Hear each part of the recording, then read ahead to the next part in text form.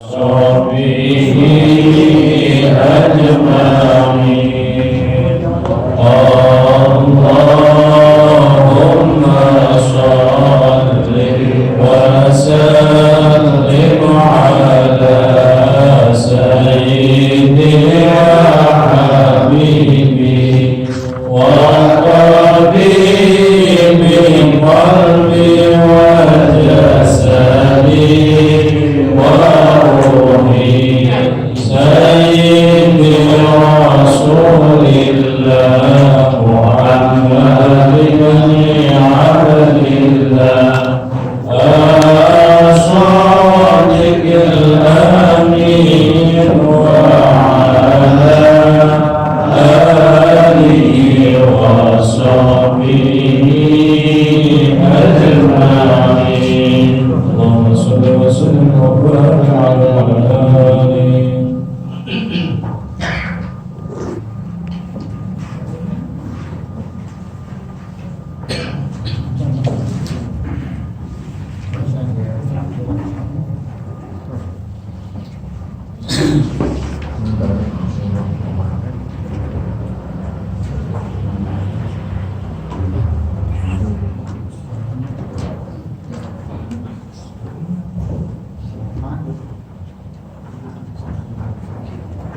Bismillahirrahmanirrahim. Assalamualaikum warahmatullahi wabarakatuh. Waalaikumsalam warahmatullahi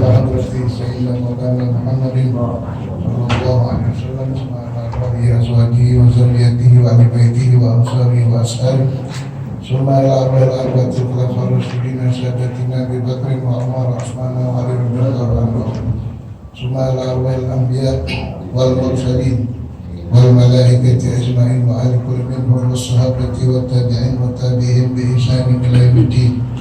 ثم إلى أرواح والدينا وأمهاتنا وأجدادنا وجداتنا وجميع مشايخنا ومشايخ مشايخنا ومعلمينا ومتعلمين أجمعين. ثم إلى أرواح جميع المسلمين والمسلمات والمؤمنين والمؤمنات الأحياء منهم والأموات. ثم الفاتحة خصوصا لمعلم هذا الكتاب وشارح هذا الكتاب وسمى الفاتحة إلى شارح وبرهنا حديد البركة.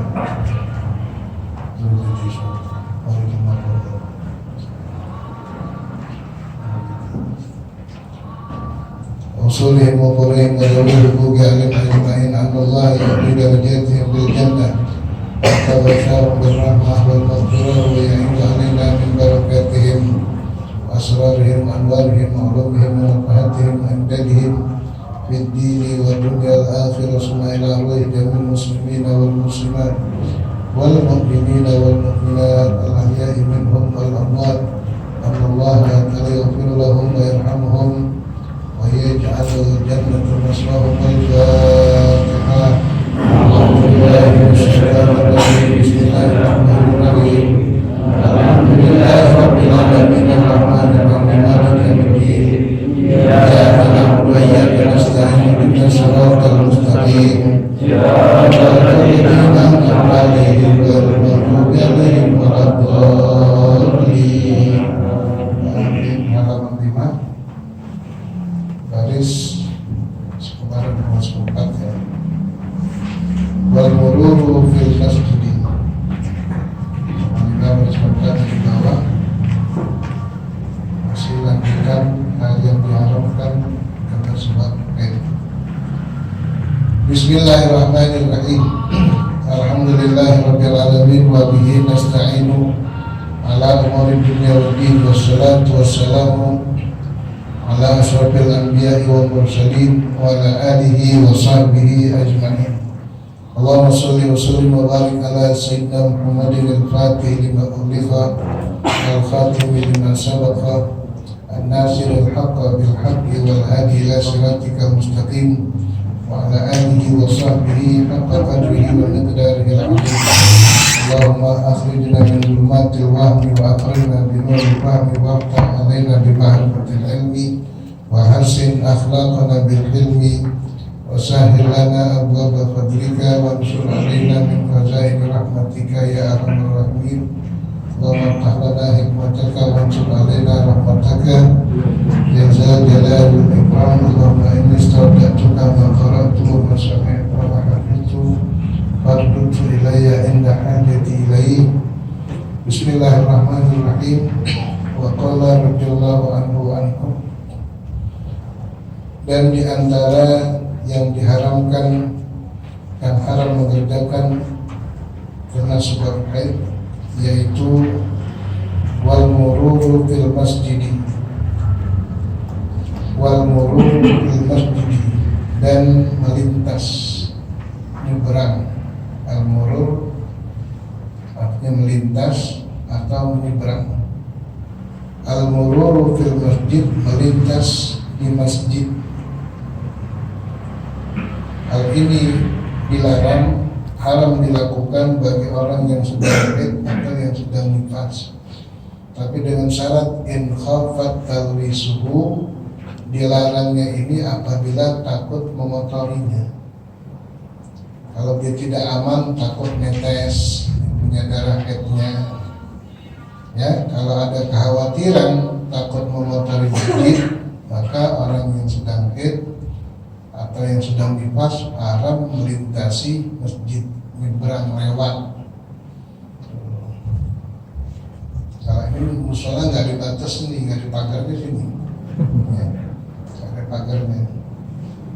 Selama masih di halaman masjid tidak boleh, kecuali di luar pagar. Kalau ini nggak ada pagar nih, mau dipagar jalan, bisa ngomel. Wal mururu fil masjidi in khafat talwisuhu, dan haram bagi orang yang sedang haid atau nifas melintas atau nyebrang fil masjidi, di dalam masjid atau di halaman masjid, in khafat talwisuhu, kalau sekiranya dia khawatir haidnya itu akan memotorinya, maka ketika itu tidak dibolehkan. Ya, sedang banyak-banyaknya haidnya, tidak tahu perempuan.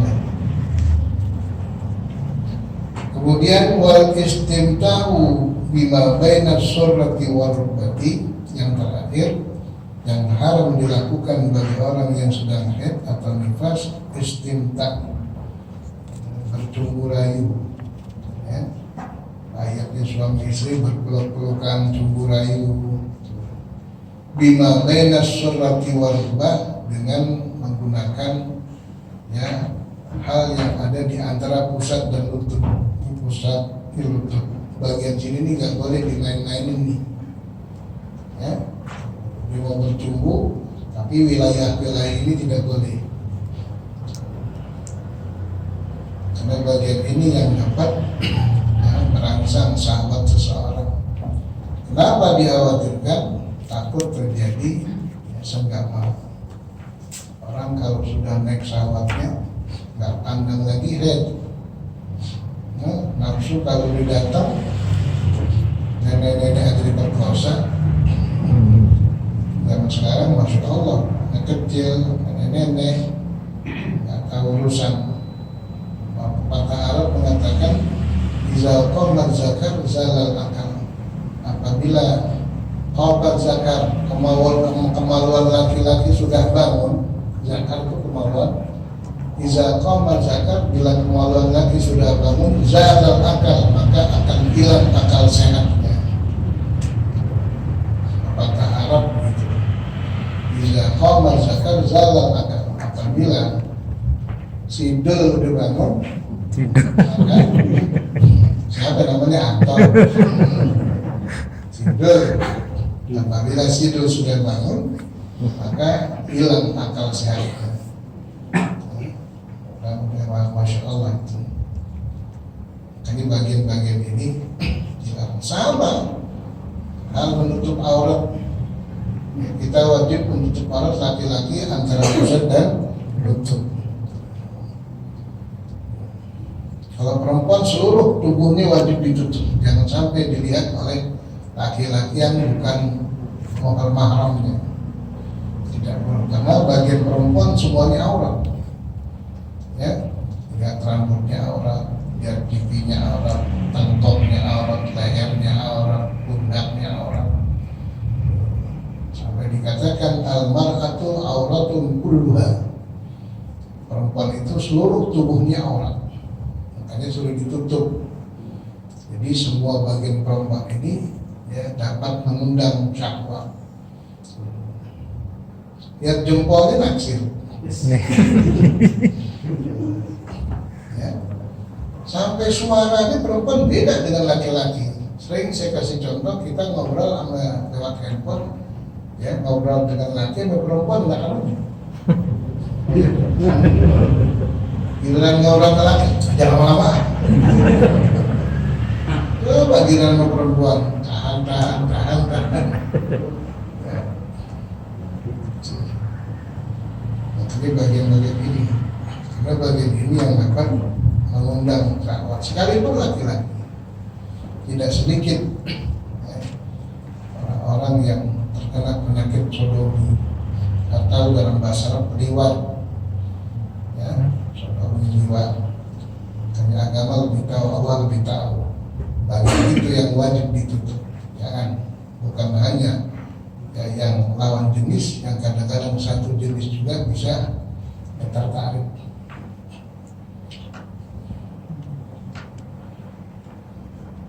Wal istimta'u bima baina surrati wa rukbati, dan bercumbu dengan barang yang ada antara pusat dan lututnya, maka bagian ini tidak boleh ya, utak-atik tidak boleh. Ketika seseorang ingin bercumbu dengan istrinya, dari pusat ke atas silakan, dari lutut ke bawah silakan, tapi bagian dari lutut ya, antara pusat dan lutut ini tidak boleh, harus dijaga betul-betul.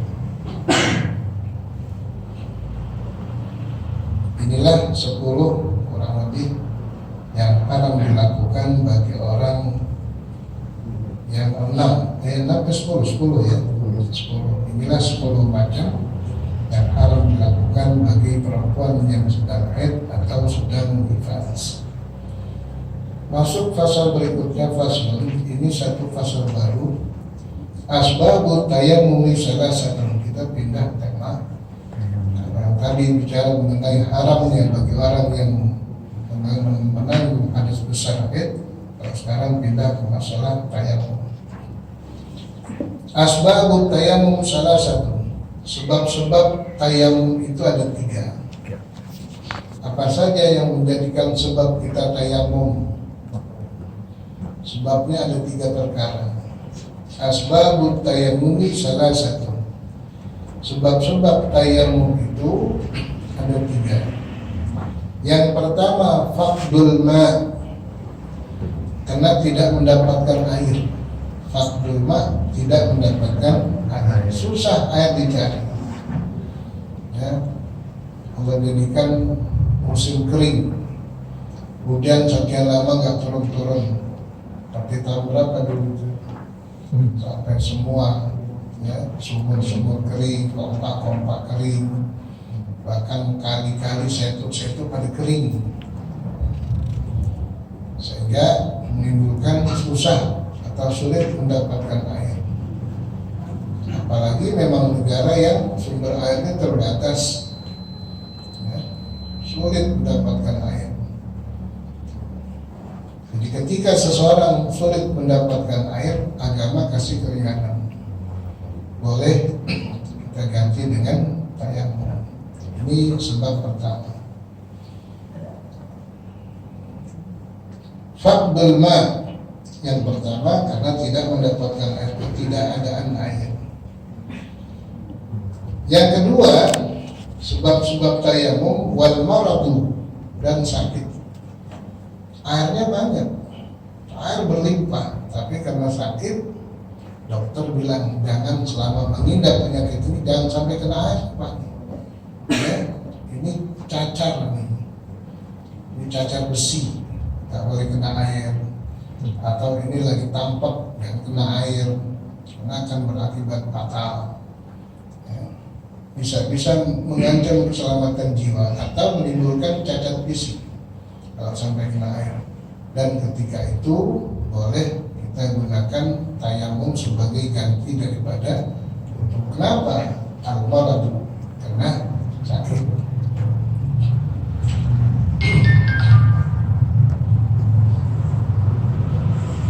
Wal maradu, yang kedua, sebab kedua, seseorang dibolehkan tayamum al-maradu dan sebab penyakit. Yang ketiga, wal ihtiyaju ilaihi li'atashi hayawanin muhtaramin. Dan penyebab ketiga, butuhnya kepada air li'atshi hayawanin muhtaramin, karena hausnya hewan yang dihormati. Ya, karena butuhnya kepada air hewan, ya, li'atshi hayawanin, karena hausnya binatang yang dihormati. Ketika hewan-hewan yang dihormati agama, hewan ada yang dihormati agama, ada yang tidak dihormati, seperti kambing, ya, kerbau, sapi, kuda, itu binatang-binatang yang dihormati. Ada lagi yang tidak dihormati, ya, seperti anjing gila, ya, itu binatang-binatang yang agama sendiri tidak hargai karena sudah mengandung penyakit. Ketika hewan-hewan yang agama hormati kehausan, maka ketika itu bisa menggunakan air. Kalahkan wudhu kita, serahkan air itu untuk hewan-hewan yang kehausan. Kita piara ayam, piara kambing, ada kucing, ya, binatang-binatang yang dihargai agama. Maka ketika itu seseorang boleh berikan air tersebut untuk hewan-hewan yang muhtaram, yang dihormati, dan kita ganti, ya, wudhu kita dengan tayamum.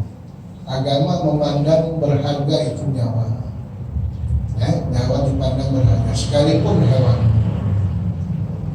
Maka harus didahulukan keselamatan atau kehidupan hewan-hewan yang dihormati. Nah, ketika itu boleh kita tayamum demi memberikan hausnya hewan-hewan yang dihargai. Wal ihtiyaju ilaihi li'atashi hayawanin muhtaramin. Dan penyebab ketiga dibolehkannya kita yang tayamum karena butuhnya, ya, kepada air untuk hausnya hewan yang dihormati. Ghairul muhtarami sitatun, sedangkan hewan-hewan yang tidak dihormati itu ada 6.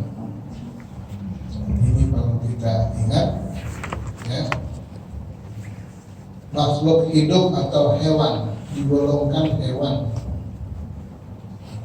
yang agama tidak pandang lagi dia, yang tidak dihormati, itu ada 6. Siapa di antara tergolong hewan 6 yang tidak dapat penghargaan dari agama?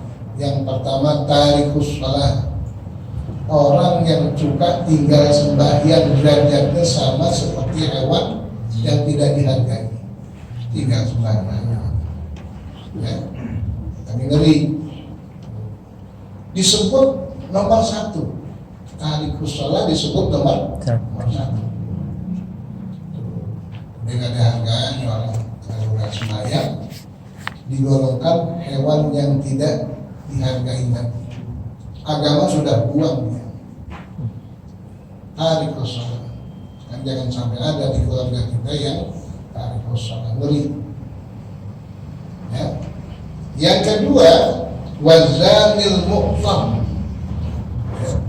pelaku zina muhsan. Zani muhsan, pelaku zina muhsan. Apa itu zina muhsan? Pelaku perzinahan ada 2. Ada disebut zina muhsan, ada lagi disebut zina ghair muhsan. Ada zina muhsan, ada zina yang bukan muhsan. Kalau zina yang muhsan dilakukan oleh 2 orang yang sudah punya keluarga. Si laki-laki sudah punya istri, si perempuan sudah punya suami. Pelakunya itu disebut zani muhsan, ya, selingkuh. Pelakunya ini sang suami sudah punya istri, si istri sudah punya. Berarti pelakunya sudah tahu nikmatnya orang senggama, dia sudah tahu. tapi dilakukan kepada orang lain yang bukan halal, yang tidak halal, maka hukumannya lebih berat daripada yang bukan muhsan. Apa hukumannya? Dirajam, tendang seleher, dikubur seleher.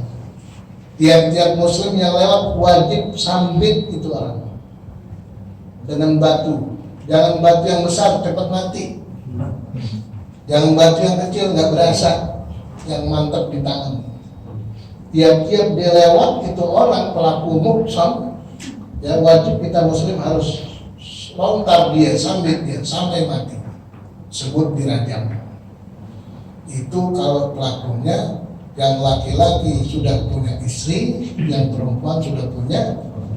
Lain yang perjaka dengan perawat, lakinya belum pernah menikah, si perempuan juga belum pernah kawin, pelakunya masih remaja. Siksaan yang didapat tidak seperti zina muhsan. Ini yang disebut zina ghair muhsan. Pelakunya ini masih belum pernah nikah, dua-duanya belum pernah menikah, maka hukumannya mi'atu jadatin, akan dicambuk sebanyak 100 cambukan. Lebih ringan. Dia belum tahu, ya, belum tahu nikmatnya orang senggama. Pelakunya baru, dua-duanya baru, belum pernah melakukan perbuatan seperti itu, belum. Tapi kalau sekarang sih perbuatan, masya Allah ya, bebas banget sekarang. SMP udah ngerjain begituan. Harus bilangin saya, ya. SMP lihat di handphone, dilihat di internet, ya. Kepengen pelakunya tuh perannya dia yang main itu. Pelakunya siapa? Dia kepengen. Bukan cuma nonton, tapi dia menjadi pelakunya, bikin video, sebar deh. Yang lain bukannya takut, malah pengen niru. Tapi sebuah yang bikin, lihat sekarang jahat gitu. Ya.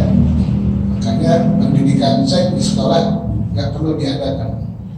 Urusan seks naluri. Dulu orang tua kita dapat nggak pendidikan seks? Anaknya banyak, nggak salah. Ya. Orang dikasih pendidikan seks, akhirnya mau praktek. Dipraktek bukan saatnya sudah halal, belum halal. Itu kan gaya-gaya barat. Pakai pendidikan seks dengan alasan supaya mereka itu tahu ini naluri. Orang buta dikawin punya anak, betul nggak? Buta direpek-repek, itu repek-repek. Nggak bakal salah kalau gitu, mah nggak perlu diajarin. Orang tua kita dulu nggak pacaran lagi, ibu kita dengan ayah kita nggak pacaran lagi, ketemu di kamar, ada yang dijodohin, anaknya 20.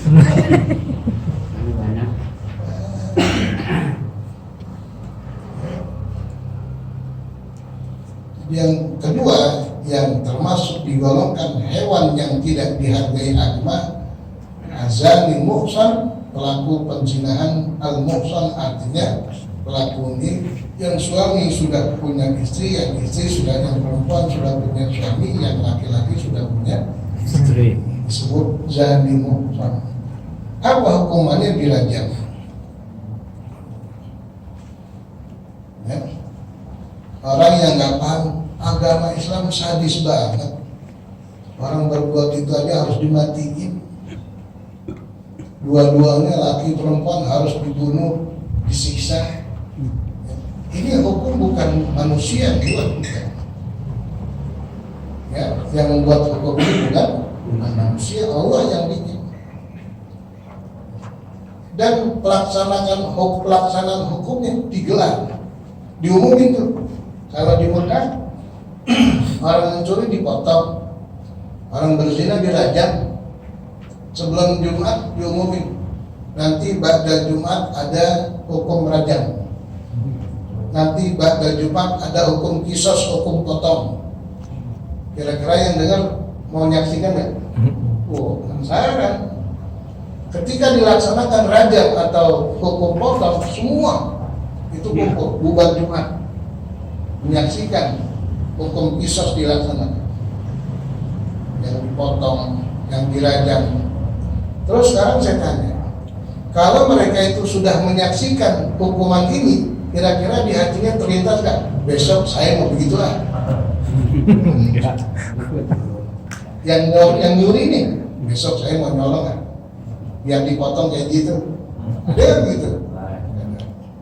Allah yang menciptakan manusia. Seperti apa manusia harus dikasih rasa takut yang dalam? Makanya digelar.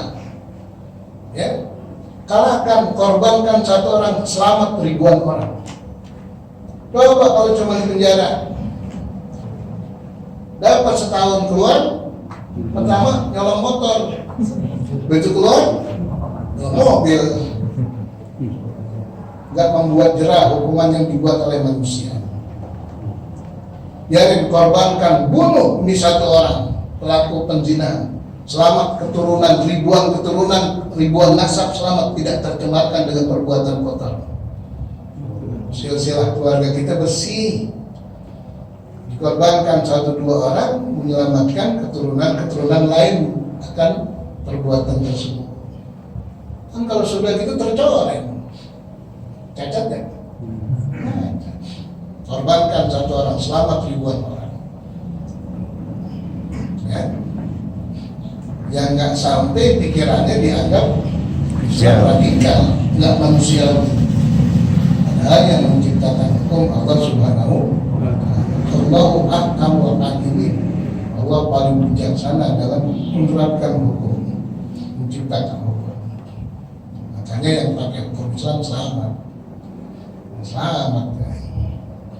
Yang nggak paham melihat dari sisi zahiriyahnya saja, tapi yang terkandung hikmah di dalamnya nggak paham.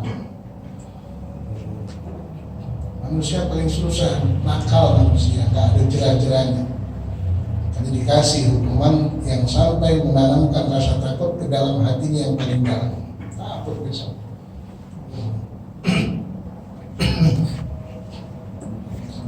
Jadi yang ketiga, yang kedua, azan yang muhsan, pelaku penzina yang muhsan.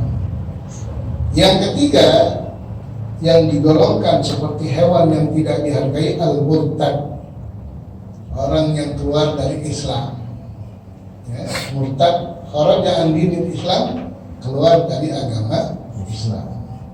Makanya kalau ada orang murtad 1 tahun balik lagi ke Islam, besok balik lagi murtad, balik lagi ke Islam, 2-3 kali balik. Kalau 3 kali dia murtad, halal darahnya dibunuh. Kita bunuh itu nggak kena hukuman agama, nggak boleh. Kenapa? Dia mengejek agama Allah Subhanahu wa Ta'ala.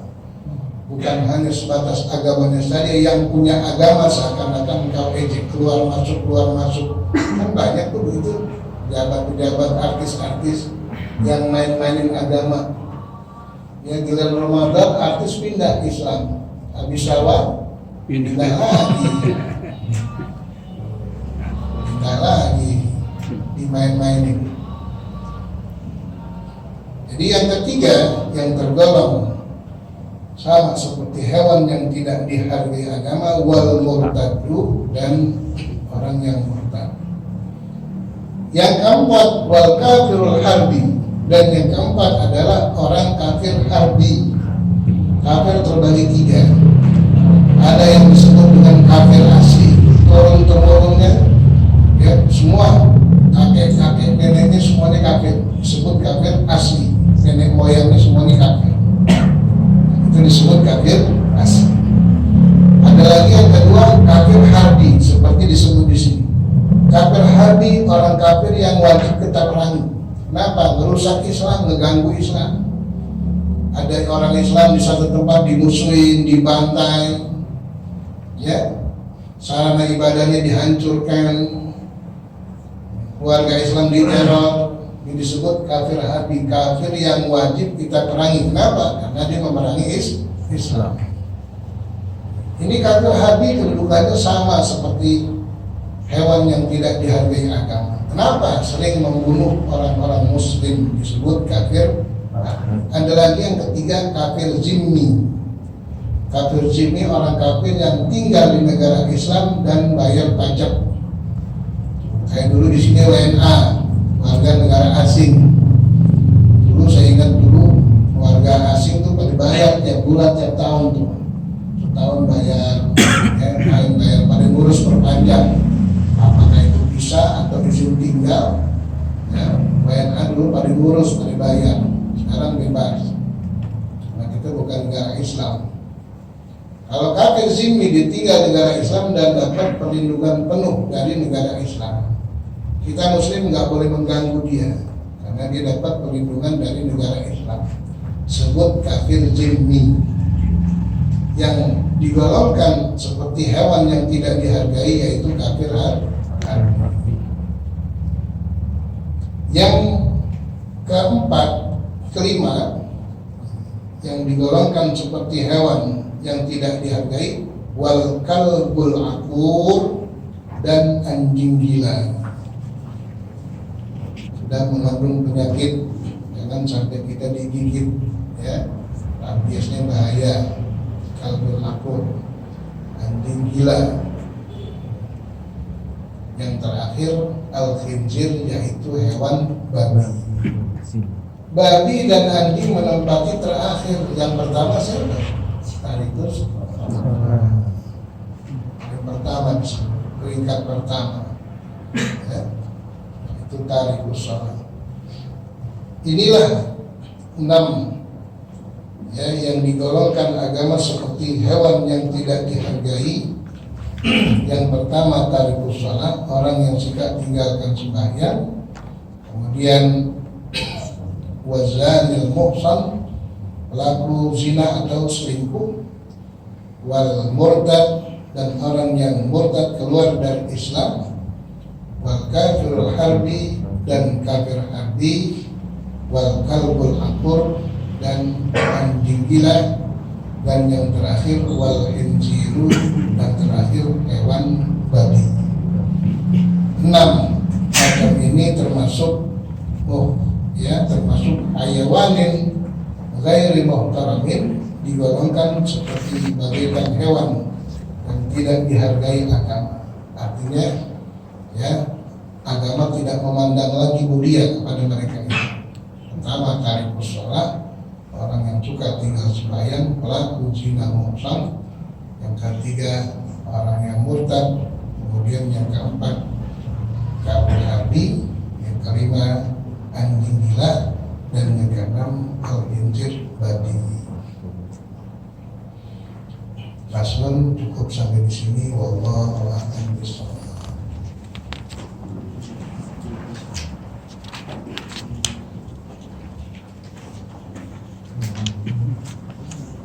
Kebanyakan luber. Bismillahirrahmanirrahim. Alhamdulillahirabbil alamin. Allahumma shalli wa sallim wa barik ala sayyidina Muhammad wa ala ali sayyidina Muhammad. Salatan tuhina biha hayatan thayyibah hujatan faitana fatawafana wa anta radin anna. Allahumma inna na'udzubika min ilmin la yanfa wa qalbin la yakhsha wa nafsin la tasbah wa ilmin la tadma wa min da'watin la istajaba laha. Rabbana atina fid dunya hasanah wa fil akhirati hasanah wa qina adzabannar. Wa sallallahu ala sayyidina maulana Muhammadin wa ala alihi wa sahbihi wasallam. Walhamdulillahi rabbil alamin. Alhamdulillah, alhamdulillah hamdan yuwafi ni'amahu wa yukafi. Alhamdulillah rabbil alamin. Ya Rasulullah